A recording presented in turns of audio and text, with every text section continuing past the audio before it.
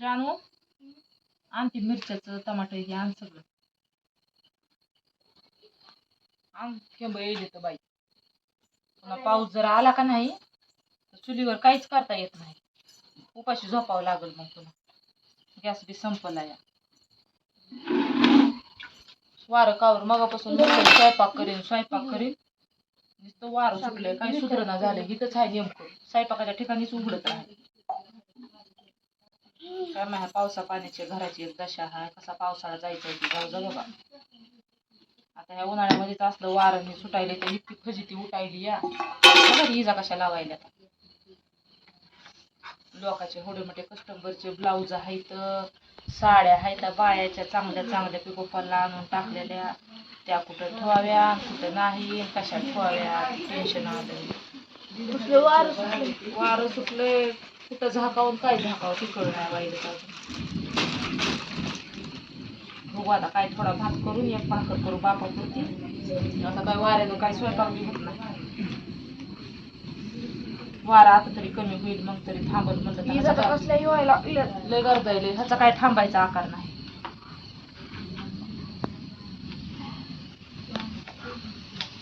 निवारा तर प्यात नाही तर काय करावं. सगळी फजितीच आहे आता. पावसाळ्यात काय होणार आहे आता तरी ही जरा बरं आहे माणसात.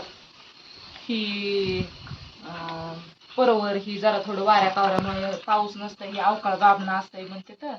पुन्हा मग काय नाही इकडे चलाप गेलेला आहे. 2 मजली बांधकामांचं झालंय. सत्य आहे लाईट आली.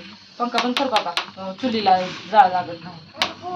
मग ह्यांच्या 2 मजली बांधकाम पाण्याचा ढव असा निघतोय आपल्या साऱ्या पटांगणामध्ये. पुन्हा काय नाही करायचं. त्या दिवशी कशी रडत होते बाहेर येऊन तसं रडत बसायचं आता. काय तर काहीतरी करावं. त्या दिवशी शाळेत जायचंय आणि गुंज बघून जर डोळ्यात पाणी लागलंय काय करू मला कळायला गेले. आणि तेवढी शाळेची गाडी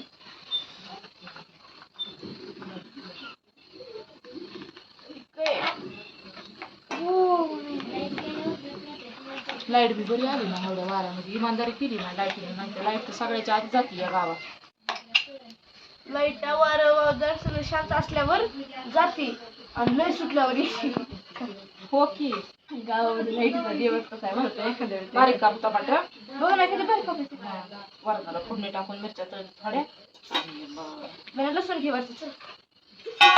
भाकर करते बापाला मग आपण भात बीत काय शिळ्या भाकरी वाटते की सकाळच्या तीच खाऊ आता. आता मग राडा घालायचा पावसाचं वातावरण.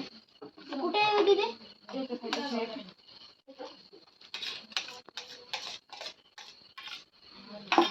किती पत्र मारले तिकडून.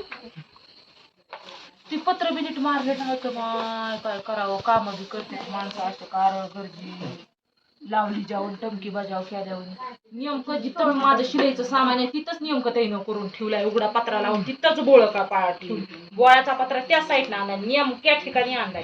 तिकडून तिकडून कुठून पण ऍडजस्ट झाला असत. तिकडून तिकडच्या कोपऱ्याला ऍडजस्ट झाला असतं. त्या मोडक्या घरला किती बी कलर आणाय बघते पण ती तिथं ती जिथं व्हायचं ती माझ्याच राशीला उतरते. अखेर शेवटी म्हणलं ती तेवढं केलंय तर बाई चांगलं दिसायलंय म्हणून वाटलं होतं समाधान झालं असतं. पावसात तिथं बदा बदा चवळ नेऊन टाकावर चटई आता तिथे जायचं वनवास आहे गे माय. कधी ह्या घरादाराचा एक वनवास मिटेल ती मिटू झालं सुद्धा ग माय एखादं पण एखाद्या तरी रूमचं व्यवस्थित काम जर करून घेतलं तर होईल. पण कसं करावं तरी कसं थोड्या थोड्यात होत बी नाही काहीच नाही. घुशी पार उकरायला आता हे नाणीचा भिताडाचा आडूचा होता ते बी खाली भिटा साऱ्या खूप मदत आला. पण दिवशी ती एक ढासळी पडतंय की काय सांगता पडल्या तर तिथं अलीकडे उकरायला कसं करायचं. आज उद्या कसं बी ढासाळते ती ढासाळलं का पुन्हा तर नंबर 1च काम करते. सगळं तर उघडच होतंय पुन्हा भोंगाच कारभार. नुसता घुशी उकीर काढायला ते सगळं कोण उकीरच काढलाय कुठे बी पाय चालले तर.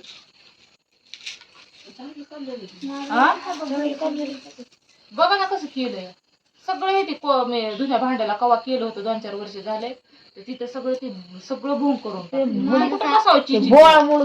पडायले तिथं बी दररोजच काढायला. फ्रीज पासून सगळं ते असं फ्रीज आहे का आपलं फ्रीजला बी जागा राहिली नाही किंवा आता फ्रीज माझं बोळात पाहिजे फ्रीज बी ढासाळा, फ्रीजला बी जागा राहिली नाही.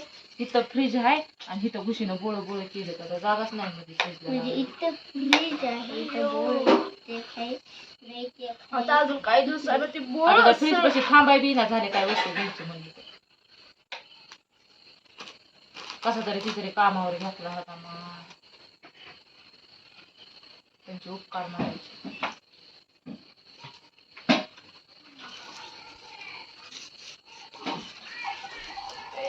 लय अवघड आहे खरंच. इमानदारीनं डोकं दुखायलंय माझं तर. आबळ पाऊस आला की माझं डोकं दुखतंय. काय करावं आणि काय नाही ते करायचं. जानीश बाप्पा काय हालचाल करी जाते तुम्ही गप्पच कसं बसत आहो दिसतं ऐकत आहो आमचं. हा आता का त्या आबाला सांगू होय मी थांब म्हणून माझं घर उघड्यावर आहे म्हणून. त्याला निसर्गाला आपण नसतंय सांगायचं. आपण निसर्गाच्या जीवावर जगायलेले माणसं आहोत.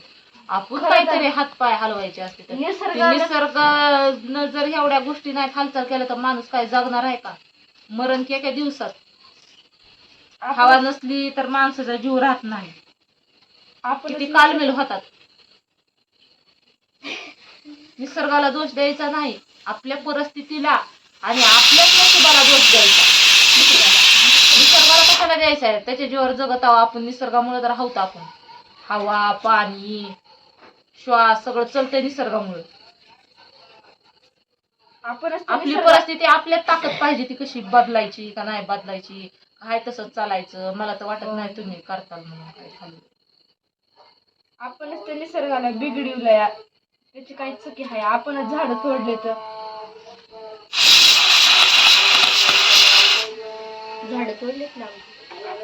त्या साड्या बी भिजल्यात का काय झाले काय माहिती वाटतं. आतमधला बी थर्माकॉल मध्ये साड्या आहेत माझ्या. मी आतमधला बी तू पलंग भिजला. भिजल्या ना? पलंग नाही गं त्या साड्या भिजल्या. कोणत्या साड्या भिजल्या? ब्लाउज टाकलेले आहेस का? हा. ते टुपू टुपू वरून पाणी गळायले. मग तिथं पातेलं टाकलं कुठं ठेवायचं? नाही ते आता सगळं मोठं शिरगळतंय. हे, हौद जोरात आहे. पाऊस आल्यावर तर खाली बी पाणी येतंय. आणि तुम्ही आता ते पलंगाचं काम केलंय ना, तुम्ही असं लय मस्त असे जोडलेत बघा. तिथं असं बदबदा गादी ही भिजती. आता ती आता काय नाही, आता हे हाय एवढं 1 महिना. पुन्हा जोराचा जर पाऊस लागला ना तर ती पलंग बाज कुठं ठेवावी ती कळत नाही.